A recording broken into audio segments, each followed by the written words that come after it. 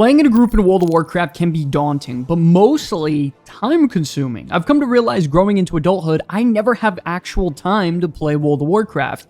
And I'm a content creator, so I couldn't imagine what you all go through. So in today's video, I'm going to be showing you exactly how to gear up past 700 item level completely solo this season. There's a couple new neat tricks this time around that I'm excited to show you all, and not only that, I'm going to be doing it from a character that has almost no items to start to prove my methods work easily.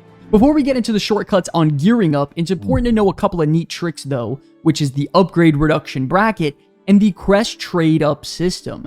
This right here is the secret sauce to how you progress quickly in the endgame. As you progress your character, you need to do your best to hit specific crest thresholds. That means reaching a minimum item level range across all of your gear to outgrow crest you no longer need. For example, once you hit 678 item level on every piece you have, you will then outgrow the need to use weathered crest. That means on every character on your account, you will get a 33% discount on upgrades. But most importantly, on that main character, you can then trade those crests you don't need for the higher tier crest at a 3-to-1 ratio. This also works for every other crest in the game, whether it be carved crest at 691, rune crest at 704, and the other crests, so on and so forth. Your goal, if you don't understand, to put it plainly, is to hit the item level brackets, 678 across all items, 691 across all items, 704, so on and so forth. The biggest mistake you can make is slamming all of your currency into one item before spreading your progression account wide. Do not do this. Instead, start by reaching these bracket points to be able to convert these crests and trickle them down into the highest crest possible in the game. It can get to the point where you can convert 135 carved crest and technically turn them into 15 gilded crest, fueling your endgame progression. Now listen, I'm not saying go out and farm these carved crest and weather crest on purpose only, because it's going to be not that efficient. But what I am saying is that you're going to start racking up all of these crests from doing your everyday regular content, and it means you can start cashing them in for a nice crest boost every so often. So don't forget, don't waste your resources on one piece, and hit those item level brackets fast to unlock trade ups and gear ups very quickly. Now, in the scenario that you're on a very fresh level 80 character like I am on screen here, your gear is probably going to be really bad. In my example, I have nothing, and I highly recommend taking just a few thousand gold that you earn leveling up and trying to buy just a couple of pieces of starter gear on the auction house. I spent less than 5,000 gold and bought an entire set of gear to at least get me started so I can defend myself out in the world alone. So just take a few thousand pieces of gold, replace those pieces that can get easily replaced, and you should be good to go. Also, very important tip, do not buy a belt or a cloak, because we are going to replace that very early on with some high ticket items. So do not buy those. Additionally, while you're floating around Dornogal, be sure to collect your weekly Dornogal Chore quest, which include your Delves quest for completing 3 Delves, your Call the World Soul, which I highly recommend picking the World Quest option in Koresh, all of your other weekly chores to pick up in Dornogal. Remember, these are crucial to gearing up, as these give you veteran pieces of gear in the first couple of boxes, but most importantly, they give you your bountiful keys, which are the easiest and most efficient way to get champion gear in the game. This is critical for solo players, so you have to do this every week. On top of that, you also have all of the other outdoor weekly content you can do as well. These will reward you with 50 key coffer shards. That includes the Spreading the Light event in Hollowfall, Awakening the Machine in the Ringing Deeps, the Theater Troop event outside of the capital, and the Ashkahet weekly quest as well. You need as many of these shards as possible to combine them into bountiful keys, and these are the critical currency into progressing our character completely solo. Starting off first, ranging with the easiest way to get a large item level spike piece of gear, number 1, we have the 701 item level Titan Disc Belt from last season. To start this quest chain, you go to the Titan console near the Explorers League area in Dornogal. You go complete a tier 1 delve, and it is very trivial to do this because I did it on a fresh character, and you'll be rewarded with your powerful belt. You come back here later on to grab more quests to increase the item level of your belt every so often. Not only that, if you right-click the belt in your character tab, you can change its passive effect to cater to whatever is best for your spec individually, whether it be increasing your haste, critical strike, mastery, or whatever. This is one of the easiest ways to get a big power spike, so do this ASAP.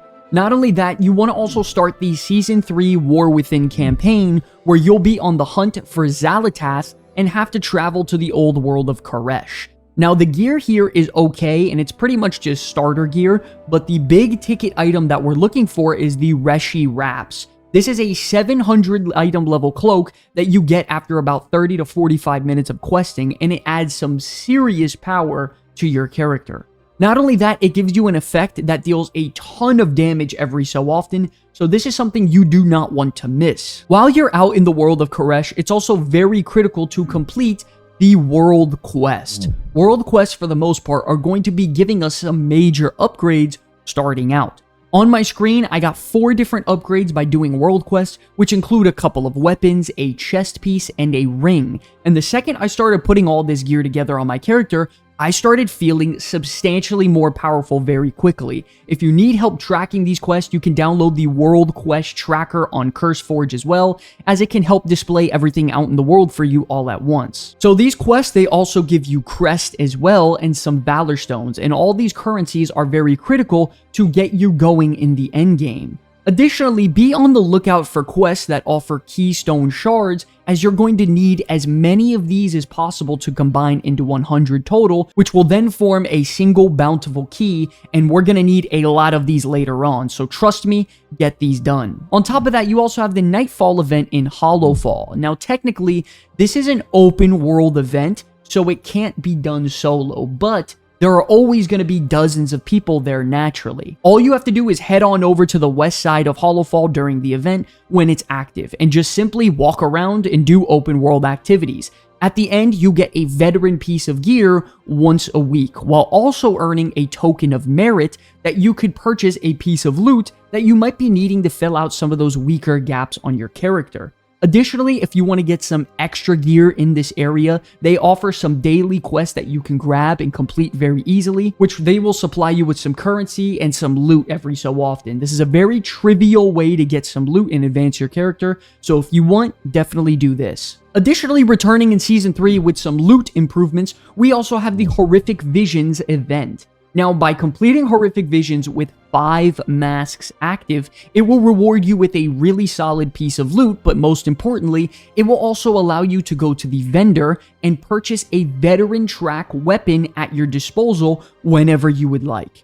These veteran track weapons can shoot all the way up to 691 item level, which is massive early on. It can help you pack a punch and deal substantially more damage than where you were at before. If you're looking for a complete in-depth Horrific Visions guide, we put one out on our channel not too long ago, so you can click the link on screen that you see now to check it out. Now, if you also have your Renown tracks leveled up, it's important to know that you might be able to collect a ton of free rewards to boost your character. Now, as you progress through all the Renown tracks in the War Within, they will occasionally reward you with Weathered Crest. Now, what Blizzard does not tell you is that these actually scale to the current season we're actively on. So in Season 3's case, it will reward us with Weathered Ethereal Crest, which is massive for us to get some good gear. So all you need to do is check the faction vendors in the Dornogal Capital Building, Hollowfall, the Nightfall encampment, and Ajkahet, as well as the Undermine. I did all of this on my warrior, and I didn't collect any of them in Season 1 and 2, and I got flooded with hundreds of Weathered Crests that allowed me to substantially boost my item level moving forward. The reason why we're doing all of these world quests and other bits of content is because they give us a lot of these Weathered Crests. And at this point on my fresh character, I had over 100 crests, and I can use these early on to craft the enchanted weathered gear.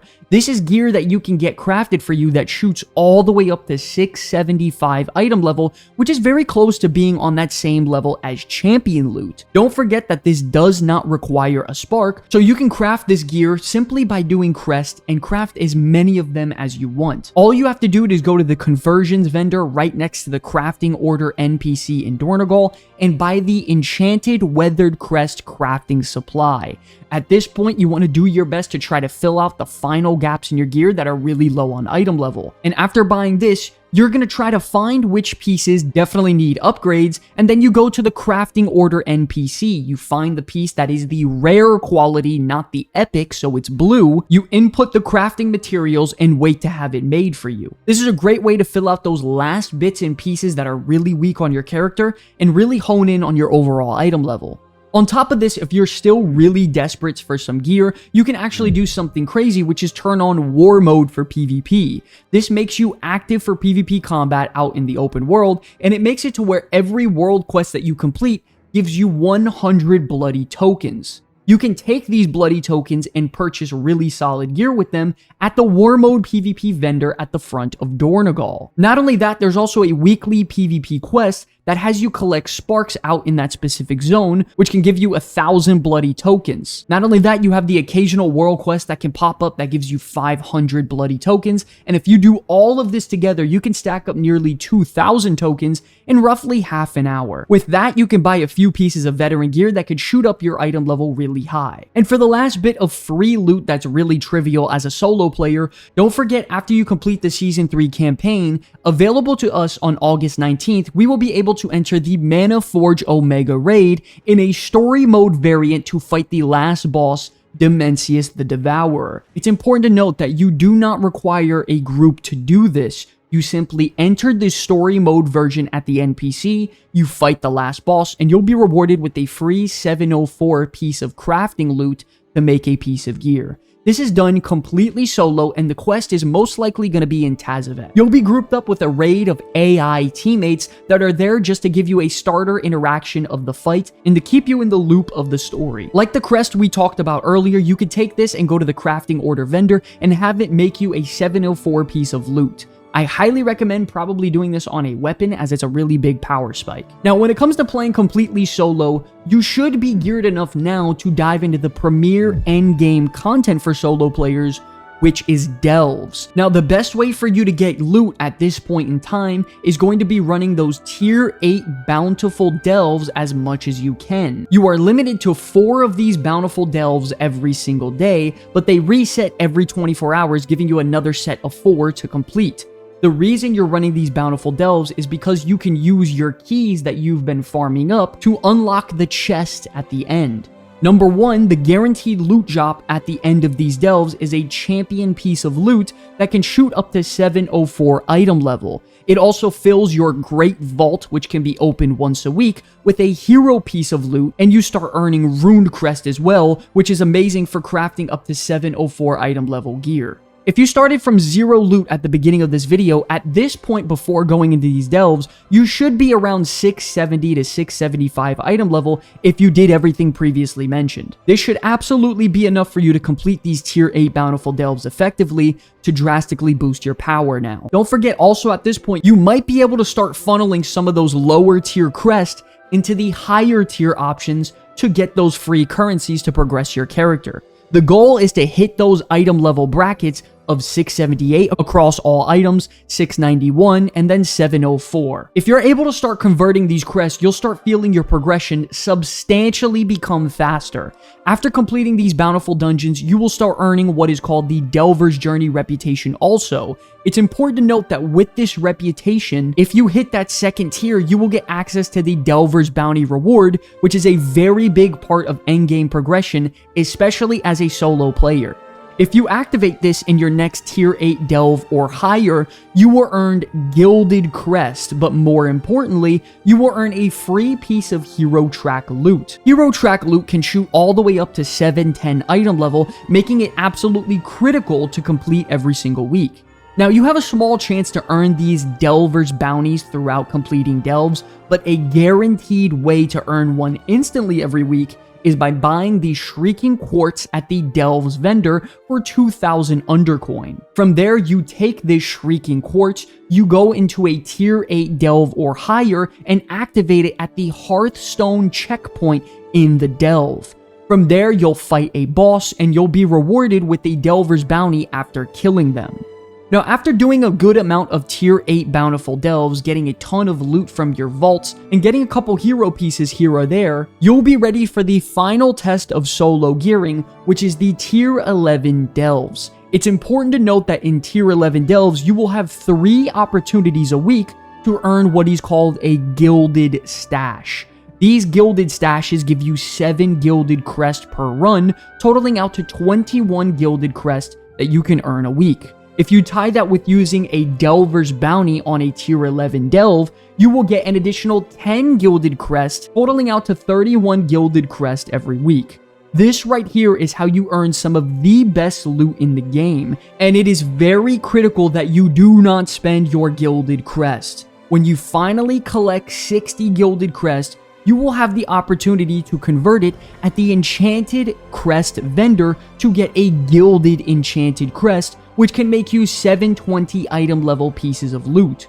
Once again, I highly recommend doing these on your weapons first, as it's the biggest way to get a large power spike completely solo. But yes, ladies and gentlemen, when it comes to gearing up solo, this is pretty much going to be your complete guide for it so far. To quickly break down everything we talked about, don't forget the crest conversions and the bracket points you're supposed to hit that we spoke about early on in the video. If you're starting with no gear, spend just a few thousand gold and get some explorer pieces to get you started.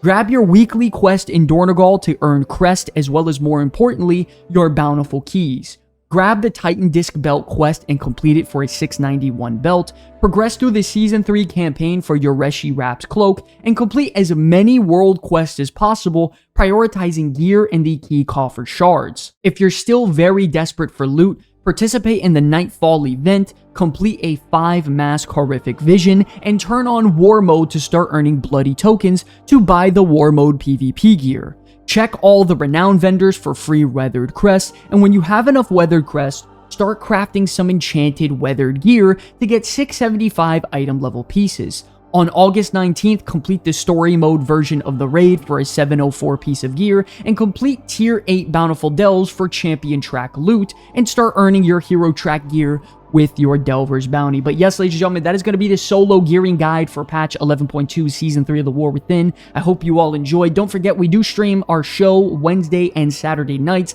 live here on YouTube and Twitch, so be sure to check in there if you're interested. And if you're looking for a guild, listen up, because we have an important message for you. One last note we wanted to make: if you're looking for a guild or people to progress through Mythic Plus with or raid with next season, the Comeback Kids are recruiting, and any and all players are welcome to come on down, play with us. We're looking to fill out some new members for the raid. Oh my god, we fucking did it. Oh my god, let's fucking go, bro. If you're on the Horde, you can simply just go to the guild tab and search up the Comeback Kids, and we should pop up. Make sure you do have the guild size on any so you can actually see us. Either way though, if it doesn't work, you just use the Discord link in the comment section below. Hop in there and verify, get yourself in, and then we can get you invited by you posting your name and server under the guild invite tab.